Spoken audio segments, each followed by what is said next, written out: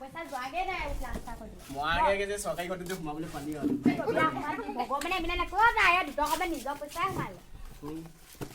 অৰুণোদয় পালি দে অৰুণোদয় পালোঁ চাহপানী বনাই চাহপানী খাব লাগিছিল চাহপানী বনাম ভালকে দিব লাগিব আমাৰ ঘৰত খাবলৈ অকল গুৱা কাটা দিছোঁহে আছে হ'ব না আমাৰ ঘৰত খাবলৈ একোৱেই নাই সেইকাৰণে তোৰ ঘৰত খাব লাগিছিল মই বনাই আছোঁ বৰ তাহাঁতি 5 minutes later. কি হ'ল এই গুইলি কাঞ্চন নে চাহপানী বনাবলৈ গৈছে ভাঙিয়া ঐ বদি